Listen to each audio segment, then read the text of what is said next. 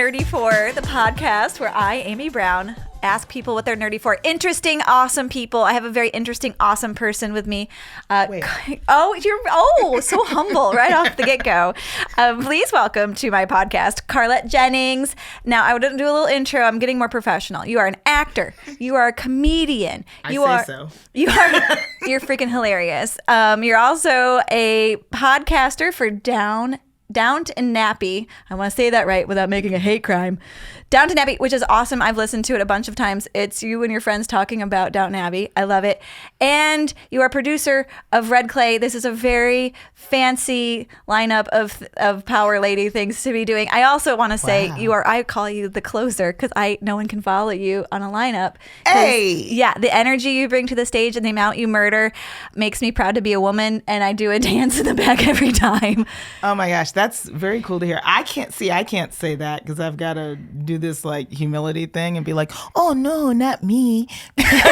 But you can say it about me, so I need to carry you everywhere with me and be like, oh no, she said it. I will be your hype lady. I will do it all day long because it's true. You have this amazing energy you bring to the stage. It's wonderful. Everyone loves you.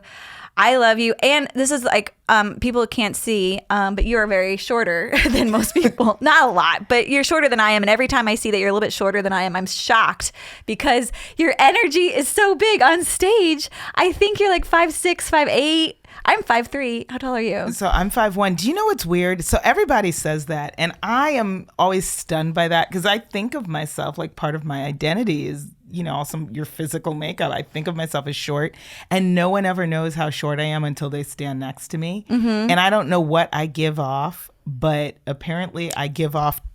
You know how there's BDE? It's the big D energy. I was going to say that. I give off tall girl energy. Tall girl energy. Tall tits energy. Yes. I used to take an acting class via Zoom. Well, we started via Zoom because of COVID. And so I had like friends in LA and New York markets, all these other actors. One day we came to class early and I was complaining about something and it had to do with being short. And so I talked about being short and everyone started to look stunned in their cameras. And I was like, what? And then they all agreed that they thought I was like pretty tall, just looking at me from like Zoom, which I guess is like chest up. And I'm like, Ayo. But why? I know. You got some tall T-tops. Yeah. I could see that. When I first met, every time we've talked, I met you in person. So I did see that. You're right, but I could see the energy coming off. I don't know what that means because if you think about it, if you're Napoleonic, right? That usually is like somebody. And that was actually not true, right? It's someone who's short with a big energy, but he actually was like tall for his era, for his time, I guess. But yeah, so I think short people probably do have big energy, but nobody. It's like a small dog, with a big attitude. I think I probably don't step on me. Yeah, I think I have enough neck to pull off tall from the chest. That's what I've deduced is that my halter length is probably Your halter length? Is that probably enough. A halter length? Is that a horse term? That's like your straps, halter, like a halter. If I had a short neck, you might be like, oh, look at her, she's short. I have a short neck and it comes directly out the front of my chest. So I'm always trying to sit up about it. That's not pertinent, but no, I'm interested in that though. And then you go like this. If you put your head back, you get 35 chins. Well, we won't do that. It's hard being a woman. Long story short. Jesus Christmas. Okay, so let's talk about you have had a lot of experience with acting, a lot of experience being a comedian. And is this the first year you're producing or your second year you're producing Red Clay as in Atlanta? So I've produced I've been on the team 2 festivals in a row, 21 and 22. We're skipping this year, guys, and we'll be back with Red Clay 24 next spring. And that'll be my 3rd festival where I'm on the production team. Yeah, we are regrouping. This is nice. It's not fall. Last year was cold when we produced that festival. I was like, baby, I'm not going to be out here shivering in East Atlanta Village so y'all could come get these laughs. We're going to have to move this to the summertime next year, baby, because I was cold. It was so cold, and I tried to this is a rookie mistake, to try to overcome the cold by drinking bourbon. I don't know if that was a mistake. I like that. The next morning I felt it. I'm still cold. Am I dead? Did I drink so much I'm dead now? Oops a daisy. Just inside. Just inside. I know, right? It was fun though. It was a fun festival. It was. And then we went. There was a after party. I like a festival. I like a comedy. Okay, should we break down a comedy festival really quick Please, for for people those who who've don't never know? been. It's basically like summer camp for the island of misfit toys. Like It's so true. it's a bunch of independent thinkers trying to work together as a team. Oh, no. Okay, so stand-up people are independent. Usually they're introverts that want to have a turn to talk without getting interrupted. And therefore they go and they get a microphone and they do stand-up. Improv is when people work together to create a scene. And those are all the extroverts. So when you get a bunch of stand-up comedy people together to do a festival, usually there's a handful of extroverts. I'm one of them, and we have to keep the energy going. Hell yeah. Well, the nice thing is, yes, at Red Clay, we throw a lot of parties, okay? If you're a comedian listening and you're like, should I do Red Clay? I don't know that it's going to get you, like, seen by Hollywood bookers. Don't come for that. Come for the networking. Everyone talks about it. Like, we just give them a lot. Like, it's just a fun fest. And last year we had like a cover band that did like 80s, 90s I remember rock, that. and it was so fun. Was it it 529? So yes, at Yes. 529. Do you remember that? It was like 1994 in there the whole night. It was fun. It was a lot of people, everyone dancing. It was fun to see the kind of shy kids dancing. Yes. Yeah. I love that. So that's what we do. We just, hey, listen, I don't know if this will further your career, but you can have a great time. Have a great time. What is your favorite thing and worst favorite thing about? It's the opposite of favorite. Least favorite. Worst favorite Pet thing. peeve about doing. I'm doing great. You are doing great. About doing comedy. Like, did it scratch an itch? Yeah, it did. So my favorite thing, and I like that you put it like this, did it scratch an itch? Ooh, that's a good way to ask that. Keep that. Yeah. Because I think for me, comedy, I was just about to quit all things creative because as an on-camera actress, you're waiting to book, and some people might get lucky and book all the time. That's not your friend, Carlette. If you're in casting and listening, I need more work. Okay. Do that voice. I think you'll get all the work. I need more work. Joel, Guys, do I you have any ASMR work for this? Carlette? Oh, I mean, any work for anybody. Work. I mean, Work. I can put you in free stuff, but you know that's not real work. Yeah. Like I've gotten to do enough free stuff over the years. I need paid bookings. Do about voiceover. Yeah, I for could. her bralette fell off. You're just doing some ASMR over here now. Yes, I don't know, but I don't think they get paid either. My itch needs a scratch. Needs a big old scratch. They don't get paid from studios. They get paid from subscriptions, and That might be better money. That's long-term money, baby. Yeah. How do your feet look? I hear that's another way to make money. Cute. I have thought about that. Okay, I know that's off topic, but I'm gonna say this and then I will get back on topic. I have thought about every time I get a pedicure, I rethink. Like I'm like, should I not make money selling these foot pics? What does foot do? What I'm saying. What does foot do? That's what I want to know. What does foot gonna do? Oh my gosh! I was. Oh my. Go ahead. I'm sorry. I was watching this documentary yesterday about AIDS when it hit New York back in the day, and you could not catch that from feet, Amy. No, but the gentlemen, they didn't know about it, like what was happening, and so they started fucking with their toes. Excuse me, they started boning with their toes, and so the guy with the biggest toe would be like the one you wanted to hook up with. And I don't know if I'm very gullible. I don't know if this is true. Was this a real documentary, Amy? It was a real documentary. It was about the artist that did the soup cans. Oh no! Oh yeah. Can you Andy Warhol? Yeah. He wrote that in his journal. Not that he had done it, but that's what he had heard. So it's gossip from gossip, is what has happened. He had heard.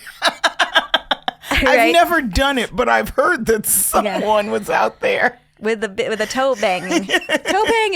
Nothing's really popping up. It is just telling me facts about AIDS and HIV, but nothing necessarily about people using their feet to avoid getting AIDS. Back in the, I think Andy did it. It was in his journal. I heard other people asking for a friend. Yeah.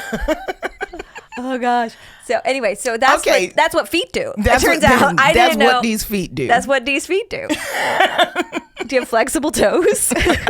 No, and that's the only reason I didn't start one. I didn't think, again, I'm sure I didn't think my toes were long enough to really catch on. Oh, but they are cute. Okay, Do you think anyone wants small feet? I don't even know what a cute foot is. I feel like I'm at the dog show and I don't know which head is the best Nice. Labrador. How do you know what a sexy foot is to a man? Because from what I can tell, they like everything. And That's sometimes true. Hmm. the more freakier, the better it appeals to them. There's a niche market for all of it. Here's the problem, because I have friends Yeah. that have gotten into especially online sex work, is that there is an oversaturation of all of it. So you have to so it's not just that you're like, oh, let me go post a foot pic, get $20 and then go, like, you gotta market yourself. You gotta find the people out Find there. your niche. You have to find your foot's voice. That's what I'm saying. Like, you got Just like stand-up. It so, takes like, you 10 really, years you to know, get good. There's money in it, but it is not. Especially now, since it's like, so many people are in there. Like, you can't just be like, let me go to feetjerkers.com, upload these puppies. Is there feet jerkers? I bet that's something. What That if you're just sounds looking right. for jerky made out of hooves? You don't put feet jerkers. Yeah, I don't think you put .com. Yeah, Dr. Boner Pill. that's for sure not toe the site. yankers. Yeah. I don't think that's Toe yankers. Don't write that down, is No, it? that's comedy gold. Toe yankers. Put that in your spank bank. Yeah, that's the taxes hard on it. part about it is, but I do think there's a market for all different types of feet and other content, because there's got to be somebody that There's wants something for anyone. wants Which is kind of beautiful. That is the American story. That's the American story. It's I don't know if the subreddit started first or the phrase started first, but there is, and nobody looked this up unless you want to get ready to see a lot of nasty stuff, but it's called Rule 34. Wait, Rule, like as in like the countryside? RULE, like just like this is but Rule 34 is just that if something exists, there's a porn version of it. That's what Rule 34 is that like stands the for. 80-20? Like 80% of You your... just heard numbers and you're like, is that like Do you know what 80-20 6 is? inches What is is it? half a foot? 80-20 Does that mean 80-20 means like 80% of your future business is in 20% of your clients. Like you get most of your work from 20% of your business. That's not what I think of as the 80-20 rule. Am I doing it wrong? No, that might be a thing. I've never heard of that at all. Will you Google it? The 80-20 When you're done with rule? the feet page, the foots page, toe yankers. That's like crank yankers. Do you remember that TV Yes, show? of course. I love that joke. That was so nasty. You know what? This is not how comedy scratched my itch. I just want everybody to know. A principle that states 80% of all outcomes are derived from 20% of causes. That's Which I guess could kind of be connected same, to what yeah. you were saying. Yeah. I don't know where the phrase Rule 34 came from. It's just that is what it's called. And it's just Maybe it's simply saying, like, if something exists, there is porn of it. And I wonder what the first 33 rules are then. Like, Is this biblical? Maybe that's a biblical number. Like number... Like, or the Kama Sutra. That has numbers, right? Or is that names? no, that's... I don't know. I I've don't never know. looked. I'm not allowed to look at dirty pictures. I don't believe that. Now you're looking it up. Well, now I'm seeing where Rule 34, like the phrase came from. I'm learning a There's lot. got to be 33 rules about porn, which seems like too much for what For porn, is. I think there's two, like prep Yeah, and barely. and get tested. Yeah, that should be rule 1 And for sure. Don't fog up the camera. Apparently, it just came from some old webcomic where, like, the joke was like it was just saying like rules of life, and like, and it was just like Rule 34. There's porn of it, no exceptions. This Just is saying that for anything. What is it? How many? The Kevin Bacon one. Like, 6 degrees yeah, of separation. yeah. 6 degrees of Kevin Bacon. 7 degrees. Is it 7? It's 6 degrees. Yeah, it's of Six Kevin of- of Kevin Bacon. It's like 6 degrees of separation, but you say 6 degrees of Kevin Bacon. Right. And if you go like, she was in the movie with this guy was in the movie, and that it's was a game. It's a game. Have So you ever maybe played that in the car. Yeah. But maybe Rule 34 was like, I just think they have numbers in If you look under, I know Rule it is. 34 was just like a joke where it was just saying like these are the facts of life, and like it Water was just runs like downhill. Yeah, blah blah blah. And then it's like, oh, then 34, it's that. But it's just I think we should rebrand it. It's if you look under 34 beds of dads, on the 34th, 1 in 34 is going to have a porno in it under it. It's got to be. Did you say one out of the 34? I was like, that math ain't mathing that at all. Such a low. That Amy, is you look under so the first sweet. one. You look under the first one, you're like, this man is nasty. You look at the second one, you're like, I'm done doing this. That is a chamber of secrets sweet, down here. Innocent. 1 in 34. 1 in 34. There's like one of those things in Harry Potter where it's like the door that opens and there's a 3-headed dog. Like it feels like the first 33 guys just got the heads up that you were coming, and they like cleaned up better. And the 34th guy was like, well, I started cleaning out, then I got real horny. And I forgot. I got distracted. He didn't pick up for the call. He didn't know what. Like, I was too busy looking at my collection. My God. That's so mean. I'm such a Pollyanna. I'm like, aren't we all just thinking about cheese dip all the time? Is it just me? What? No, we talked about Velveeta. Right? Yeah, but that's so. Anyways, back to acting. Back to acting. Oh, we're scratching one of Carlette's itches. Mm-hmm. We'll get the ointment out. There's a porn for that too, by the way. Just me getting my itches scratched. That's rule number 35. The way to a woman's heart is through a back scratch. Oh, yeah. Okay, guys. Yeah, comedy, Give right? me a nice callousy weenie. Yeah. Gross. Yeah, I know, yeah. So, yeah, comedy. Why do I do this? Yeah. I will say, I was mentioning earlier that, it just felt like you're constantly auditioning. Oh, yeah. And I was kind of getting tired of that. And I just wanted to be creative and some sort of like, how can I make sure I can get on a camera or on a stage on a microphone and have a creative outlet? And have some positive feedback about it, right? Yeah. And I used to do, funny you talked about extroverts. Well, this little extrovert did used to do some improv back in the day. Yeah, I've taught me too. it before. I've taught it to kids. I've taught it to adults. That was my life way back when. That's how I met my husband.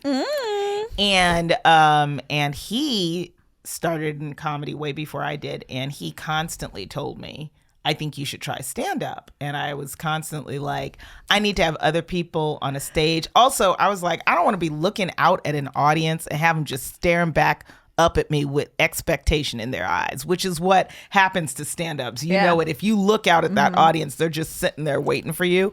And I used to think like, it'll be too much hell pressure. with that. I'm just not doing all of that. Like, I was just like, I just need to be up in a scene looking at my scene partner, right? Started comedy, and it did scratch that itch. Like, it was a way for me to be creative. I could write, I could perform, and I could just take charge of it. I didn't have to audition. Like, granted, yes, bookers, every time you're on stage, you kind of are auditioning for a booker. But once I had a successful set and a booker was there, I could get more work. It wasn't that hard. And even if you never get booked, we have open mics. We have, like, you could just be creative as a stand-up. And I just needed that. I think it's beautiful. And the interaction, the human connection, does this relate? This is like some weird thing that happened to me. Does it relate to you? And when something hits, nothing better. And yes. I could not, like, the amount of rejection that goes on with being an actor would be just soul-crushing. It must be so liberating to be like, I'm taking charge of this. But I guess some people do say, I'm going to make my own movie, and then they take charge of it. Like, see, this is what I can do with all of my parents' money they invested in my program. Then that person goes incredibly in debt. Yes, they do. And they have to go to this thing where they try to sell the movie. And I bet there's probably not enough vodka in all of the earth to get people through that stressful weekend. I mean, if you do look at the success stories, though, like you've got people like Issa Rae, who had her own web series and then, ended up. Who's Issa Rae? Oh, my goodness. Look that up. It's on your homework. Yeah. Yes, ma'am. Wait, just for the people at home. I know who it is. Oh, you do? I don't know. But Issa it's like Rae. my mom's listening. Who's Issa Rae? She is an actress and a showrunner and had a very successful HBO show. It was even award nominated. Ooh. called Insecure. And, she started with a web series that was very popular in the 2010s. Wasn't it called Awkward Black Girl? Yep. Yeah. Oh, that's a great name. Insecure. I never saw the web series, but I love Insecure. I bet I would I probably watched the whole thing. I just this long ago. I don't remember. Yeah, I love Insecure too. But HBO reached out because she built that following with her web series online. I mean, so, I think anytime that you can, listen, it doesn't have to be stand-up, could be write your own series, do your own thing, but anytime you can stop waiting for it's like waiting for a you. guy or a woman to propose to you or whatever. Just like, I'm just going to go play tennis or play softball, whatever. Go live your life. Yes. And then so... this is a question I have because so much of the pleasure I get out of my feet, no, I'm just kidding. So much of the pleasure I get out of stand-up is I wrote these. These are like my words. Mm-hmm. How do you ever get a script or whatever and be like, oh no, this is terrible. Like I need to rewrite this. Just recently, the most recent thing I wrote, I mean, you will see stuff and you're like, how did this get greenlit? And like, listen, if you are at home writing your little pilot and you're like, I don't know if I can get this. There are so many networks now with streaming and I just feel like it's about maybe knowing the right people because the stuff that actually gets produced will blow your mind. Some of this, I'm like, man, you mean they ain't even have a spell check? Nobody proofread this sucker. Also, sometimes you'll get it and you'll be like, did anyone read this aloud before sending it to you? Because to cast. Yes, because I mean, we're at the point where we're casting and someone's investing in it and they haven't read it. Yes. That's, you know what? Or maybe they did read it and didn't hear how it didn't sound like how people talk. It's also a big who you know. Like, that's what I think. No one has time to read. I'm going to start a new campaign and it's going to be called Someone's Going to Read Your Shit to You. And you just call call someone up and like, okay, can you tell me what happened in the news today? And they read the news to you. Or like, can you read the script to me? Can you read the script I wrote? Yeah. I'm not bothered. Yes, they do that when they're teaching children how to write better. They have them read out their essay to another student in the classroom so they can make, oh no, this is shit. I need to change everything I just wrote. Because reading it out loud in front of somebody is when your armpits start sweating and you realize what you've written is garbage. Well, so I don't know what your process is with writing your stand-up, but I think because stand-up is obviously, I mean, all of it has to be performed, whether you're writing a screenplay or a bit for your stand-up. But I think for me, my process is like, I have to kind of like say it aloud. You're like a crazy person. Yeah, absolutely. If there was a camera on in my house when I'm home alone, I don't know. I mean, between the talking to my dogs and the talking to myself and I know I don't look right. People would be worried if they saw me. But comedy, obviously you're saying it out loud. I can't just write it and then try it. I have to but I don't say it out loud to like my husband. That's another thing people ask. Don't do that. Do you and Voss run stuff by each other? And I'm like, no, it would tank before it got off it's so awkward. I would never.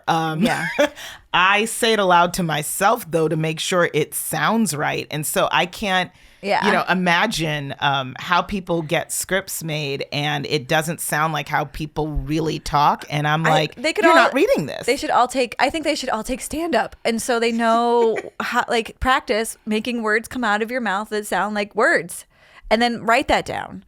You know what? Test the jokes.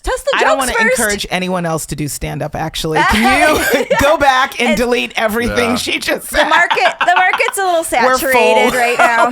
I don't know if I can agree. The market's saturated. I agree. I don't think there's enough. I'll stand up for the bearded flannel white men. Yeah, sure. There's not enough of those opinions flying around. I've never seen it. They have to do so much now to stand out. It's bless their hearts. I've had people try to be like, you know that guy, he's like the white guy with glasses and the beard, wears flannels. And it's like, yo, you just described 75% of every comedy scene. And they're like, he's got the really bad jokes and they're kind of like borderline sexist. I'm like, now we're up to 90% actually. You're like, I'm really at a loss now. Yeah. So true. Oh my gosh. So, okay. Sorry, I had something I was going to say and I forgot. I love getting older. So having a bad script and you want to change it. Oh, talking out loud. Oh, so this is what I heard about New York City from a comedian. He was just like talking about it while he's getting interviewed. He said, it's the perfect place to live as a comedian because you can walk the streets of New York talking to yourself. Sure. And everyone's like, yep. Just another schizophrenic walking the streets of New York. Totally normal. And that's how he would like, especially after a bad set, he'd run out, like he would just run through the set out loud in the streets like, why isn't this funny? Like, well, if you do that, I might believe you do have some things to work through. But I'll say this. For those who don't know, I'm originally a girl from Queens, New York. So I know New York well, and I agree. I think New York probably would be perfect for that because not only is no one paying attention to you, but people might actually actively avoid you. get a little space. Yes, which is awesome too, because who's going to mess with you if you're just walking through the city talking to themselves? I think people will leave you alone, which is what New Yorkers are all going for at all times. It's like, I just want to make it from point A to point B without someone stopping me.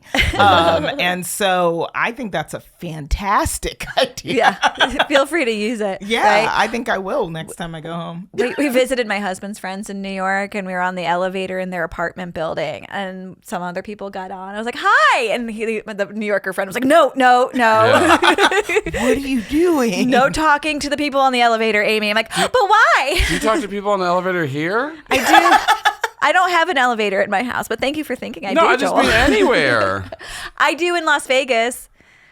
I do. That's different. Las Vegas, but I then do also people are for sure going to think you're trying to swing then. No one has a sex in Las Vegas. They're for sure going They're to just think there for the buffet. They're just looking for your upside down pineapple pin at that point when you're I'm trying not on to the talk to buffet. them on the. I thought that's why she invited me here today. Yeah. It's like, podcast.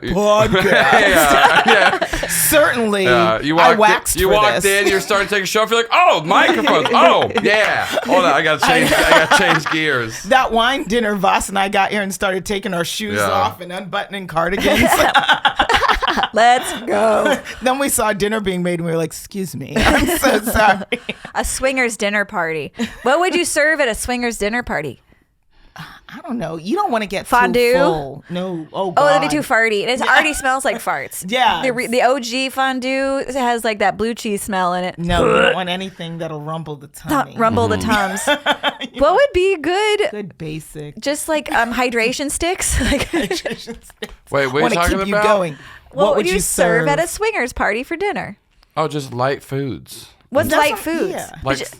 Like Not broccoli. No. Not cauliflower. Not No. crudité. Why would that Not- be your go-to? I'm talking like little finger food sandwiches. Not You're gonna onion have like dip. Gatorade, Toasted bread. Yeah. Like toasted bread kind of thing. Protein. Very basic. Broth. Like you have like the flu. Broth. Rice. The brat diet. That's what it is. Yeah. This bread, rice, Very applesauce. basic. Something tea. This is what when someone has. Easy on the tummy kind of stuff. You just need. We don't know what's going in there next. We need to build a layer Yeah. of carbs. There might be some fluids It's coming just in. going to be a lot of booze and a lot of light What's food. going to settle you? This is okay. I feel like this book hasn't been written yet. They have Letitia Baldridge's Manners for the 90s. There's the Preppy Handbook, but there's not the Swingers hospitality book. It's yours to write. Oh my gosh. I think there's a golden. Everyone puts on footed pajamas. I do have to say, you have a very lovely home, and the ambiance here would be great for group sex. I'm telling could you. definitely- There's a lot of windows. Exactly. But People- the neighbors aren't right there. There's still like the fencing up, but also some people might like all the windows. Yes. No, you're Maybe right. you might have some neighbors come a knocking. Mm-hmm. You're right. Here I am being naive again. I'm like, everything should be dark and quiet and private. No. Advertise People it. like to be out there, right? Listen, get a Expedition- freaky neighbor Expeditionists? Nope. I think that's Nope, someone who goes that's to the North Pole. going off on a journey. That's an adventure seeker. Exhibitionist. Exhibitionist. There we go. Yeah. First try. I like I that. have a degree in economics. Oh man, are you sure? Is that what it said? I know, right? It says degree in ergonomics. And she's like, I Everything was really comfortable at college. She's like, I actually didn't do that much math for an economics degree, which was crazy. I know how to array pillows properly. That's very close to the truth there. Oh my gosh. Okay, let's get focused here. Okay. Now, halfway through. Now we were talking about when you are trying to make dialogue sound authentic, you should speak it out loud. And I actually will run through my set, but I move no sound as my lips are moving, and my kids are like, "Are you doing your set again?" I'm so glad I don't have children to call out my crazy. Yeah, I'm like, this is like, babies, I don't think you want to hear what Mama's saying under her breath right now. All right. So it was scratching an itch of your creativity and self-expression. I used to, during, ready for some Buckhead lady stuff. Oh boy. This is actually more Boulder. I lived in Boulder. During the Savasana part of yoga, the part where you lay down and you upper ten is called the corpse pose. That's my favorite yoga pose. I feel like I have the salty balls voice right now. You do. The corpse pose, you lay down and you bring all your energy back and get ready for your next pose. And at the end, you do it for a long time and you thank your body for doing all that stuff you just did in hot yoga and not farting at the same time, which is a challenge. And so during that time period, I would scan my body and see if there was any tics or things that needed stretching out. And for a long while, and this was before the pandemic, my throat would hurt. My throat would hurt, and I'd be fine the rest of the week, and my throat would hurt. And then I researched throat chakra, self-expression. It's turquoise, I think. And then when I started doing stand-up, my throat stopped hurting during Savasana time and hot yoga. So I had pent-up self-expression, shocker, and doing the stand-up fixed it. Really? Yes. You put way more thought into your yoga practice than your girl ever does. So that is my favorite pose. Like, my favorite is when you get to the end. First of all, it tells you, I don't know why I'm at yoga, because it tells you all I want to do is get to the end. And for those who really don't know yoga, yes, it's corpse pose because you just lay there. And that is my favorite part of. And I'm not even trying to be funny. It literally is my favorite part of every practice. And I don't think about shit. Most of the time I'm just like, ooh, this is like going to sleep. And sometimes if they leave you long enough, sometimes I have drifted off. People do fall asleep. Yeah. And sometimes, like when I'm doing my quick little yoga at home these days, it's not enough time to fall off. But it is legitimate. But I don't ask my body, maybe you're supposed to be thinking about how your body feels. I just be like, man, it's good to be at the end of this. You're just all relief. It's all relief. My basic brain, that's all it says. It's like, hot damn, we're done. Especially when it was hot yoga. Yeah. And did you do Bikram? I used to do Bikram more. I just do yoga at home now, just following videos and stuff. But I used to do Bikram. I did it for, I've done it for 20 years. Oh, wow. Yeah. Wow. Okay, no, I did it for a few years. But I never got bad touched by that guy. There's a documentary on Netflix about Bikram. The poses, though, they think he stole from a guru in India. So we can love the Bikram poses and what they do for our body, especially my back. It's fix my back, and not think about the weirdo guy. Was he white? He was Indian. Guy. He was Indian. Okay. I like how and I get what you're saying.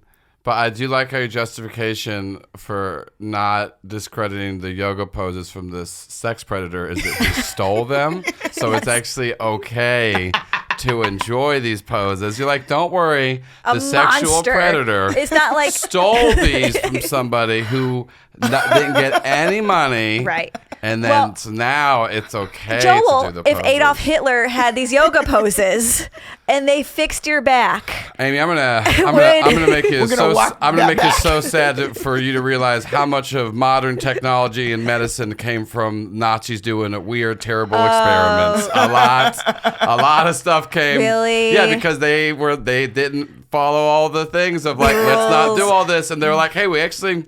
Not in a good way, but we figured something out. Figure some stuff out. And that's why a lot of Nazi scientists were able to leave Germany and not get killed for all the bad things they did, because they're like, well, sad clown. You did learn a lot of stuff, so maybe how about you come on to Argentina? And oh my gosh. Yeah, so remember, Yeah, do you guys, so- okay, this is a little bit of a downer, but did you remember the movie Life is Beautiful about the Italians? Yeah. Yes. Beautiful movie. My husband and I, we saw it, and I'm getting goosebumps. We came home and we got in bed and we wept. We wept. And we're like, that was a fun date night. And we just wept ourselves to sleep. It was so sad. And however, people were like, this is not realistic that you could hide your child in Nazi Germany. I was like reading the reviews, and it wasn't online. I don't know how I found this, but this person said, my father hid me in the twins study, even though I wasn't a twin. So like there was people hiding their children to not go be murdered right away. Yeah. I don't want to talk about this. I am going to have existential sadness. I can't handle it. I know. And on my episode, this is like, why did I bring you down? I am not nerdy for Nazi Germany. I want everybody to know that's not my thing. Sorry. Yeah, I drove it off in the ditch. I'm perimenopausal. I go there. It's too fast. I'm so sorry. That is the title of this episode. Carlette is not nerdy First for we started talking about an Indian sex predator who had a yoga cult. Then we went to Nazi Germany. It's an escalation. None of these are things I love. Feet Really? pics, sex cult. I don't like thieving things from India. Talking to people on elevators. Not my thing. All right. Yeah, let me see. Okay, we're good. I'm so sorry. That was awful. Okay, can you talk about your podcast? This is fun. British people. Yeah. British people, nothing really sad happens. Oh, no. Amy. No sad history there Yeah, I was either. gonna say, well, It's World War II. I did it again. no, not just World War II. They did a lot before that too. No. But the movie Downton Abbey, they're not going into that. They're just going into all these women who need to get laid. Well, I will say this. Despite their colonial past, Yeah, there we go. Here we go. despite it, I do have a penchant for certain British things. Maybe not all things British, but enough that my husband has asked why. Like, I like Tudor history. Okay. I'm gonna tell you, I like everything that sounds like it could be made into a soap opera. I like cheesy soap opera history. Like Henry the Eighth, that could be a soap opera. You're It's a telling me musical. this man has had 6 different wives and we're still watching this show and not saying it's unbelievable. That is a soap opera, okay? Yeah. And so as a little girl who was raised on All My Children and General Hospital, as that little girl of the 80s, when I found out that the history books was that like, Exciting. salacious, Yeah. I was like, I'm in. Okay. So Like and subscribe. yeah, like and subscribe all day. So I like Tudor history. You like a rough. You like a rough. Yeah. It's just it's got a lot of intrigue. That's where your girl is. Learning about little Queen Elizabeth herself is kind of a boring personality, but everything around the royals, yeah. everything around them is a little bit She was salacious and stalwart tabloidy. and held that shit together. And Yes. the rest of them are having a hard time. Listen. They're just more normal people. Listen, so I'm not saying I admire them or love them, like look up to them, but I will say it is all tabloidy and so I get in. Now, how did I wind up watching a TV show that's not about the tabloids, but Downton Abbey, if you've never watched it, is literally about an abbey in the Yorkshire countryside. It is a quiet country. Yes, thank you. I like that. It is a quiet country region. I wish I could make a cricket sound. I wish you could. It should be boring, and it's masterpiece theater. So it from the beginning, you're like, this is going to be boring and stodgy, and I'm not going to get into it. But once you start watching, you realize that just because it's got a British accent, don't mean it's not a soap opera. It is a soap opera. Okay? At the end of the day, a lot of salacious shit is happening. It's just set in the British countryside in the 1920s. I think it's written by a sassy gay man. So Julian Fellows, I looked him up, apparently is a family man and a British politician, which means he might be gay. Might be, yes. He might be, but he is in fact married and To a lady? yeah. Yes, to a lady. Maybe it was a marriage of convenience. So something will blow your mind with so many history facts. And sometimes you could just get married to what we refer to now as a beard. Right? I have a fantasy of that. Like, I mean, just so many things in common. My husband and I are total opposites. And so just to have like, we both like musicals. That would be amazing. Not to be like totally stereotypical, but yeah. I mean, you can just continue to have all your gay friends that you have now and not have to, Yes. And have someone who will have sex with you. Yeah. I think I don't have as much need to carry on the family line. Like, so maybe if you are like the firstborn son of an earl or an earl, a count. Yeah, all those people. A viscount. Maybe you just you gay bob it. You just you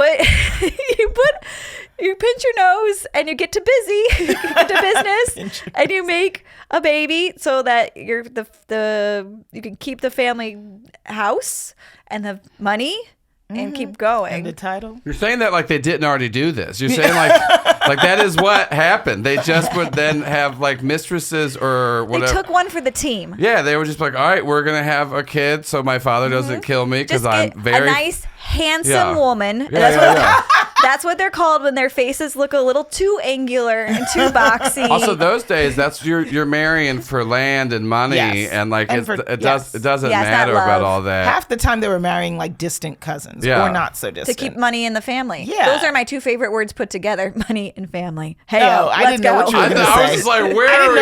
You're throwing out some opinions on this episode. Again, I am not nerdy. I'm not necessarily nerdy for marrying in the family, and I just want to make that clear. I have to keep stopping and doing disclaimers. Carlette Jennings is not nerdy for. You're just saying that because you're basically an only child and you haven't had enough hot relatives prancing around you. You know, there's some very good-looking men on my mother's side of the family. And my dad's. There are some good-looking men, but no, I have not ever. Nerdy for cousins. Again, I am not nerdy for cousins. I just have to make that super clear. Okay, so you talk about what your podcast kind of breaks down Downton Abbey through the lens of ladies living in the United States. Well, even further, Downton Abbey is a Black woman's guide. I love this. I love the way you guys break it apart and the way you describe everybody behaving. Thank you. Because at the end of the day, it really is a soap opera. So the funny thing for us is just taking all the stodginess of this masterpiece theater British television show and hearing it all broken down by 3 Black female comedians. It's fantastic. It's hilarious. I love it. I highly recommend it. And they can. Do you have a video too that's on YouTube, or is it just on the podcasty listeny things? So we have a few episodes. Sorry, I just love how she described the podcast you listening. Yeah, and it is kind of fun because we are just kind of breaking it down. And I have been told that a number of listeners have said, listen, I don't even watch the show. It's just fun to hear y'all talk about it. They're like, I've never even seen the show. Some people have told me I don't plan to. I just think y'all are funny talking about this. Seeing it through your eyes. Yeah, because we actually go through the storylines, and I think it might harken back to like when you'd listen to a story on the radio, a little radio show. I think because I'm like, why would you listen if you don't know anything about the show and you don't plan to watch? But I think the way you guys break it down, you can follow what's happening. That must be. So it's kind of fun. I do also have like a couple of people who have been big fans of the show that say they've enjoyed listening to it. Most of our big fans, though, believe it or not, have not been Black people. And I'm like, why aren't Black people listening to this podcast about Downton Abbey? I wonder. It might be a self-selecting group. Yes, it's mostly been white women in my DMs.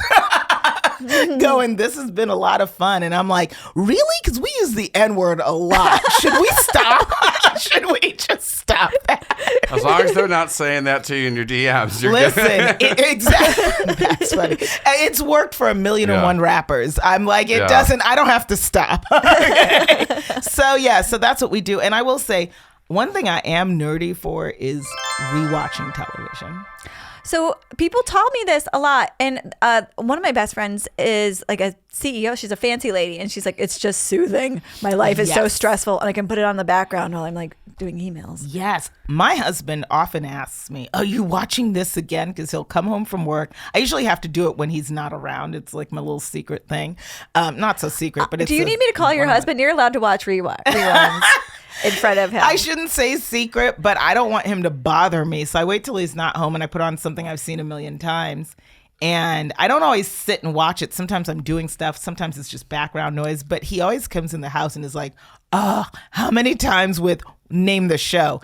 And I'm like, years of doing this, like pretty much my whole life. Yeah. And I just read an article maybe 2 years ago that said that it is a way for people to deal with anxiety is to rewatch things where they already know. And I've never considered myself an anxious person. Maybe that's why because I self-soothe. Yeah.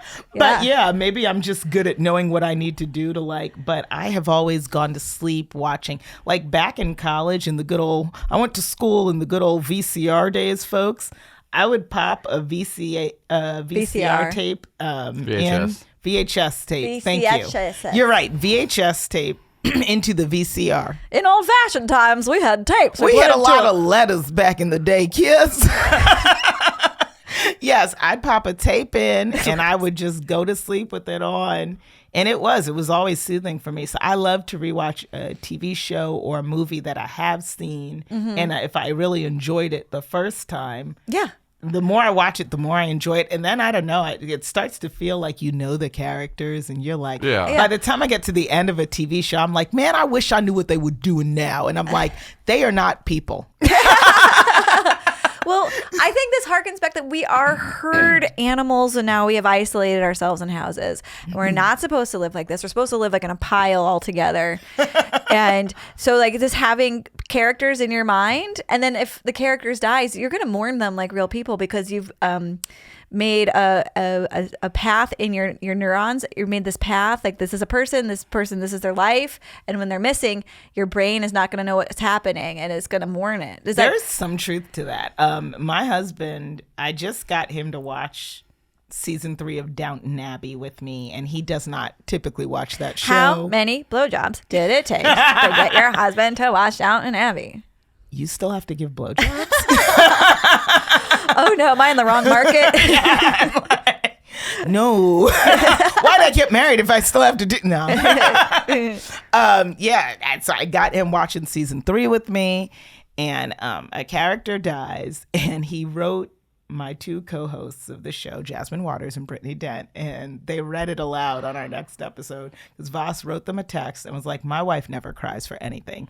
Shit can go on in real life, and it's true. My way of dealing with things is to get more silent and turn inwards. I'm not a big crier. Is that because you went to boarding school? I think it was my whole life. I'm just not a big crier. It's you pull away. It's it's disassociating, so you don't have to deal with it, which is how white people do things. It's very waspy of me. Yeah, it's very waspy. Maybe that, I don't know, but like, yes, again, maybe I'm a good self-soother. I just am like, I can do my own thing and get it. But Voss wrote them and was like, she is on this couch crying. He's like, I'm so fucked up by it.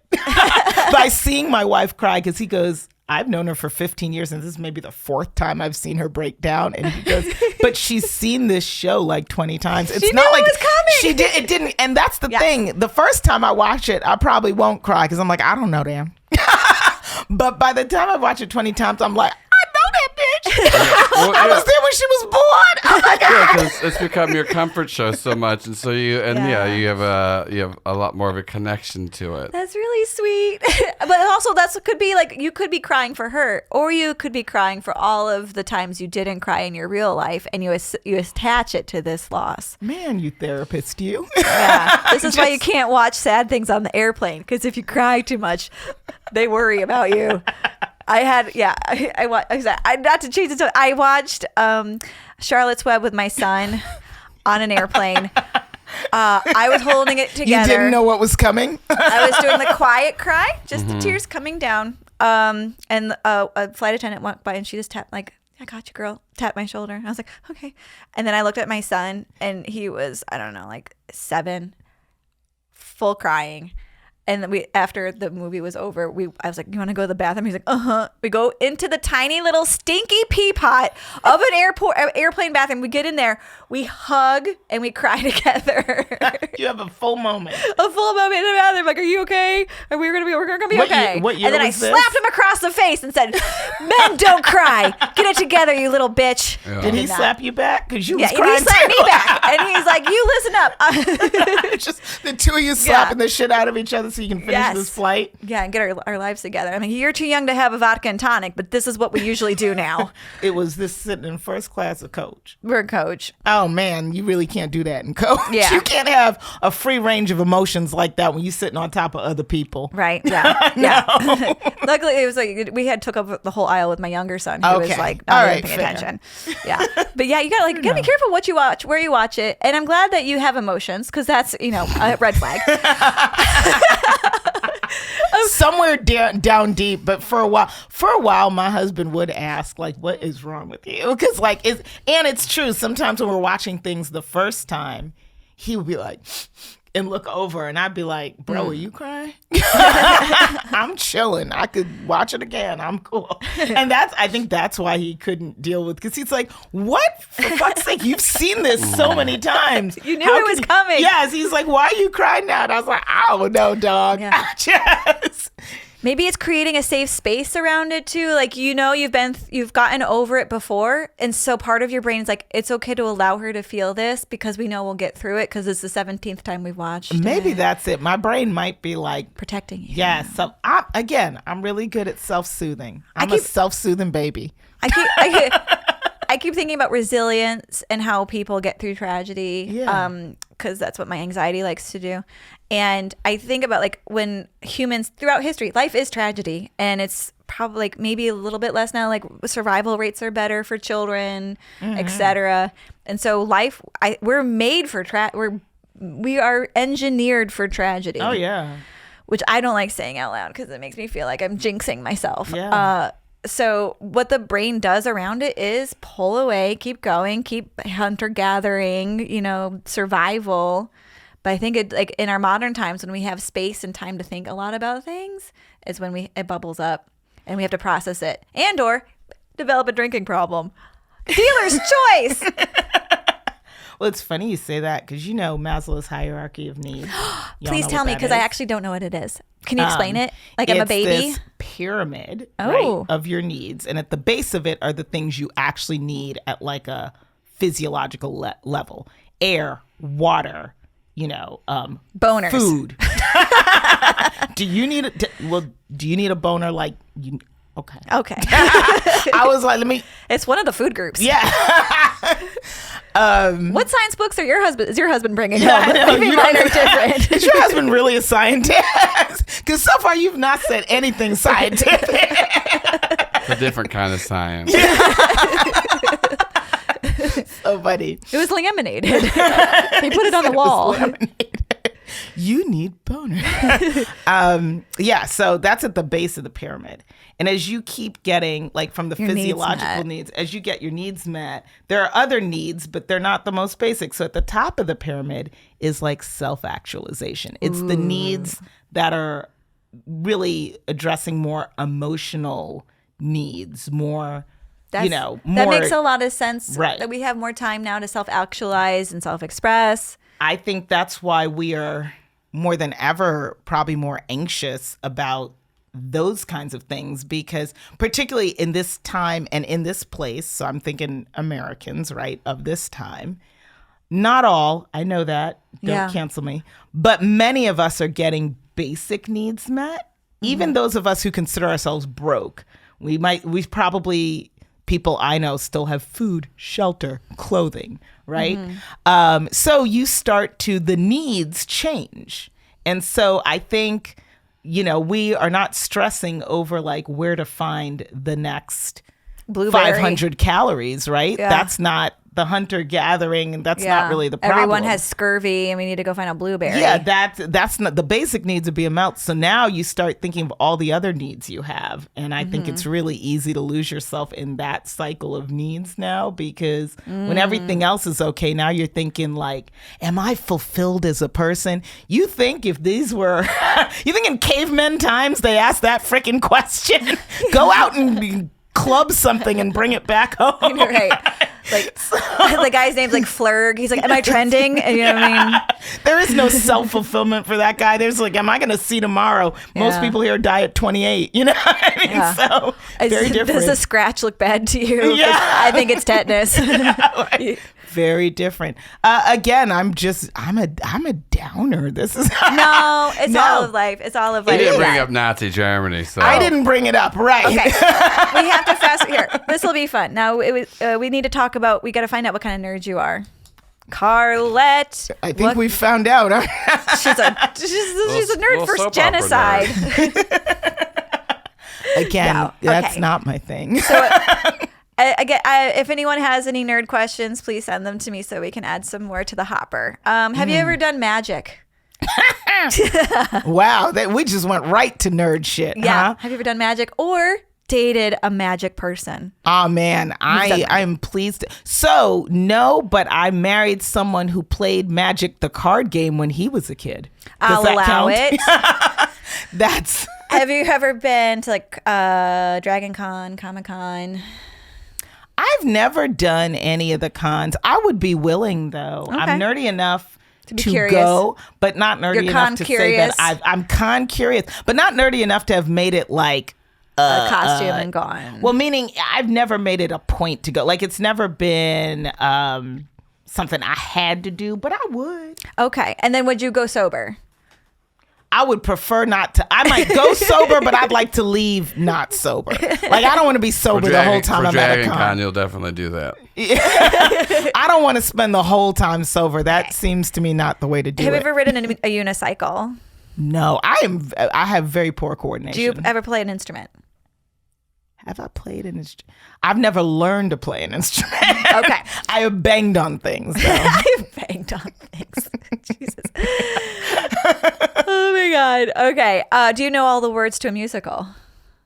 Man, I guess I'm not nerdy enough. You might be cool. I'm going to tell you something. I think you're going to be cool already. I'm going to call it early. We're going to get through these questions. Yes. I think you might be cool. So, they're musicals I know. I don't know if I know all the words, but that's not the same thing then. Yeah. We're talking about people who are like, I love musicals. Have you ever held a sword?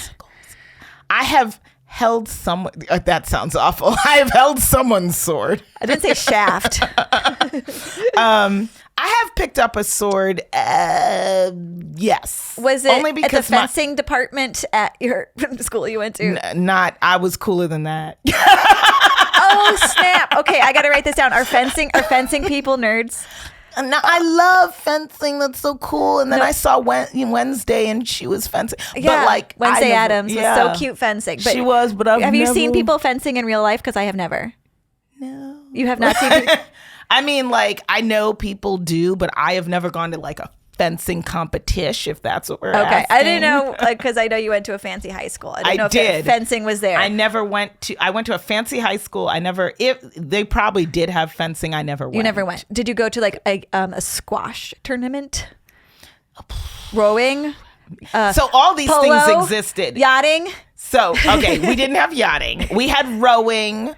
All these things existed. I will tell you what I did that was very prep school. I didn't go varsity, but I did for a year play girls lacrosse. Girls lacrosse. Just to try it because I was like, I'm in prep school. I got to say I did it. It's kind of, that's not even nerdy though, but it isn't. Preppy. It's not nerdy. Preppy. I'm going to be real. I'm a cool motherfucker. I worry. Why are we even friends? How did this happen? I keep nerds in my life. I caught another cool kid. You're in my costume closet right now. Did you know that? That's all costumes behind these. That was a little doors. Scary. You're in my closet right now. You saw me freeze. I was like, what? Have I come to be killed? What's happening now? I'm going to make an outfit of your skin. I know. I just gave you lotion before we started. You did. She puts the lotion in the basket. I hope this tape makes it out to the people. This is where I was last. Oh my God. Okay. Have you ever framed a puzzle? No. Have you ever said the word huzzah? I've had people say it to me. That does not count. I know what it means. I don't use it, but I had it used in conversation. Have you ever written fan fiction? No. Have you ever said this is not canon about something Star Wars or Star Trek? I said it about Sex and the City with that new show, and just like that. Thank you. There's stuff in there that is not canon. This is not the way their characters would have been. And has it always been this vapid?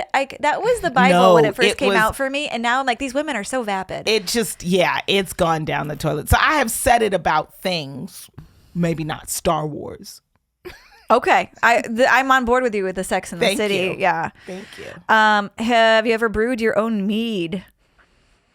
You know I ain't never done this shit. Are you trying to make me look bad? I just want to say yes to something. We've got a lot of questions. Okay, keep going. Have you ever had a birthday party for a pet? I have sang happy birthday to my girl. I did sing happy birthday to her.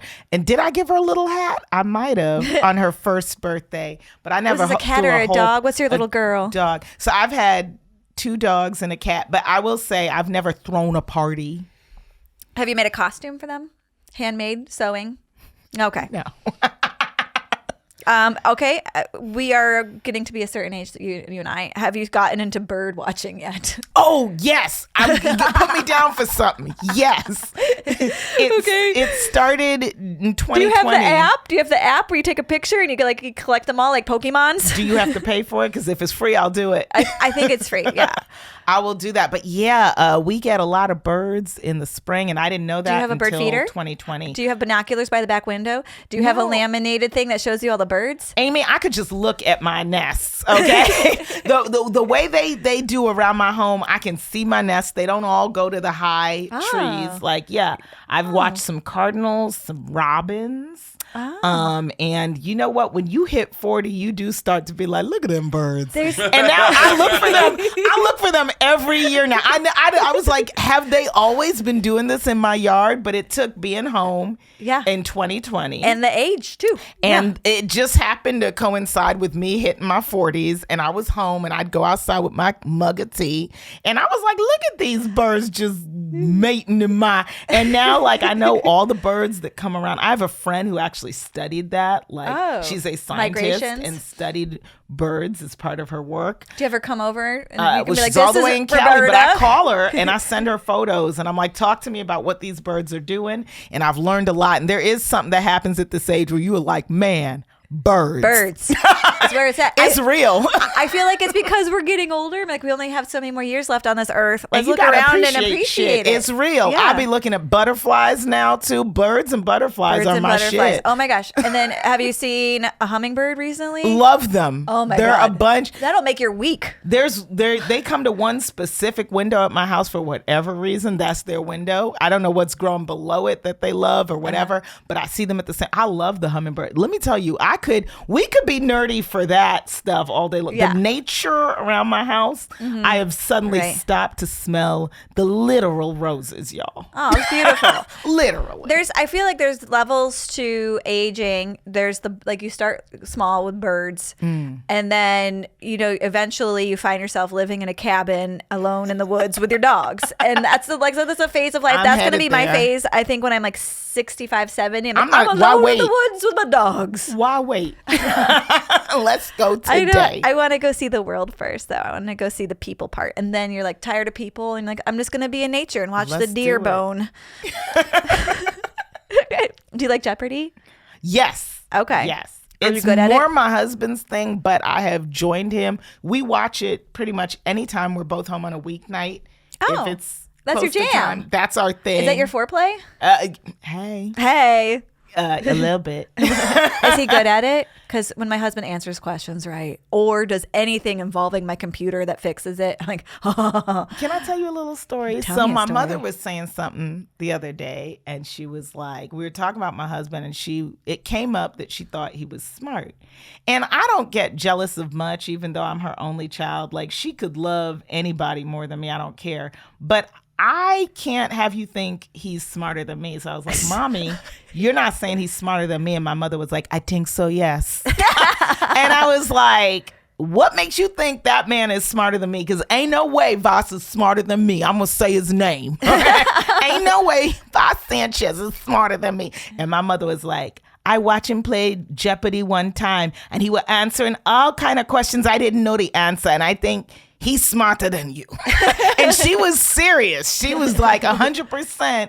I've watched that man play Jeopardy and he kicks your ass. And the thing that pissed me off is many times when we play, I've answered stuff that he didn't know. Yeah. So I was like, Mommy, I don't know where you get this fake information from, this fake news. But not only am I smarter than him, sometimes I get the final Jeopardy question and the contestants didn't get it. Ooh. I've had that happen to me several times. But she just hasn't seen it. She hasn't seen it. And my parents definitely think my husband is smarter than I am. And they will listen to him over me constantly. I think it's when they see you grow up and they know like, oh, she tried to put a metal bowl in the microwave. This one's not right. And you're just new. You're just new. And so that you can never be as smart as your spouse. It's true. Yeah. That's hilarious. And you guys might like, I don't know, you might have to cover different intellectual groupings. Like, is he good at popular culture, or you are? Or? So I like popular culture a lot. He does know a lot of like nerdy things, like I have an interview space. I've got to interview him on here. And you should. Oh, he will be a way bigger nerd. His score here would be great. Okay. Yeah, he just came and played some tabletop with me. We played a little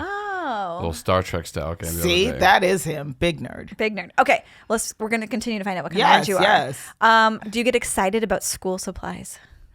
Yes, I am. Now that's the kind of nerd I love that. I love a new notebook. You write on that first page with a set of new pens. I saw a pink highlighter the other day. I was like, do I need it? I love it. I love it. I love getting a new set of pens or highlighters. Like, yes, nerdy for it.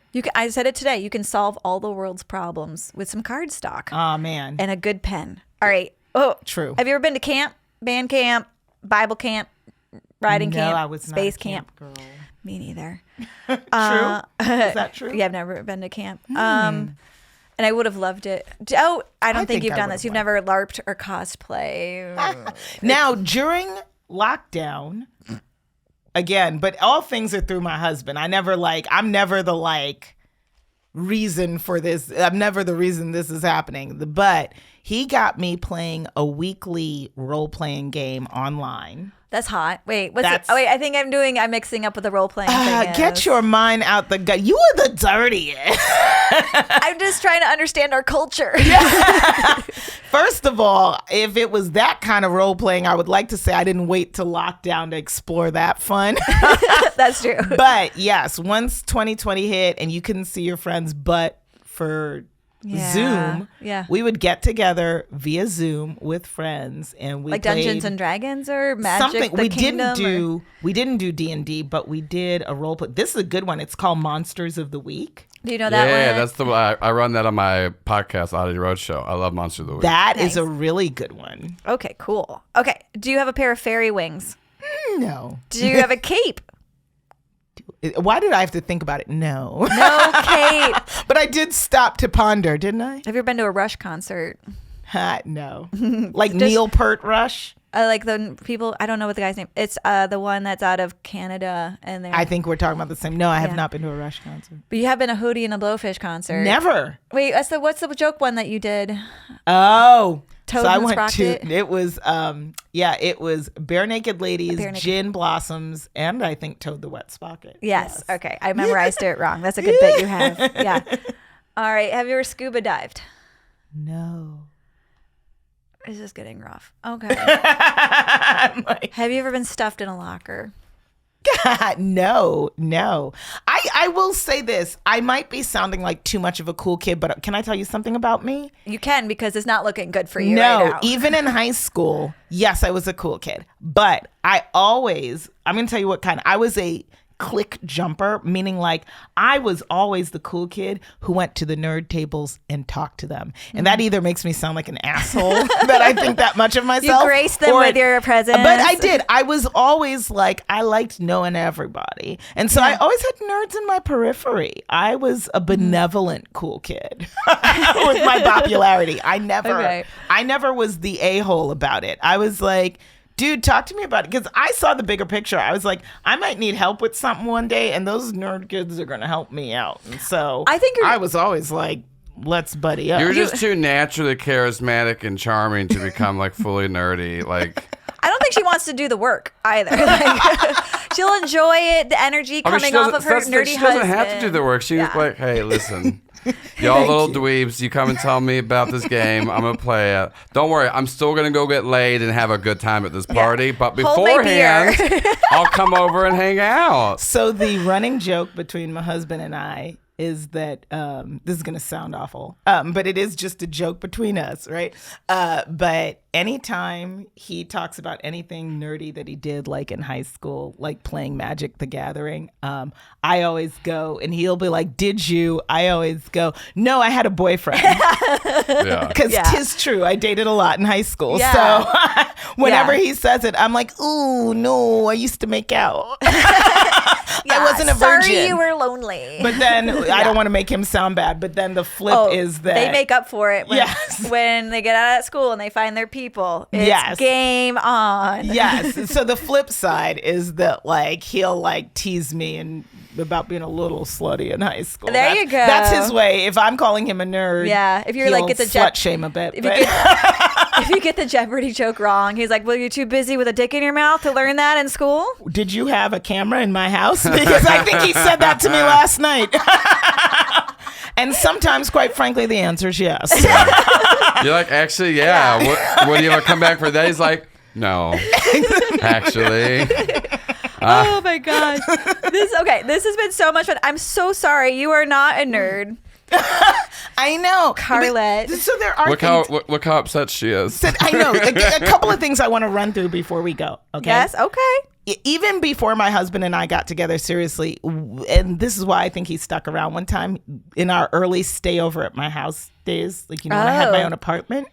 Like I said, courtship days. I said that, I like to rewatch things and go to bed. One of the VHS tapes that I constantly popped in to fall asleep to was Fellowship of the Ring.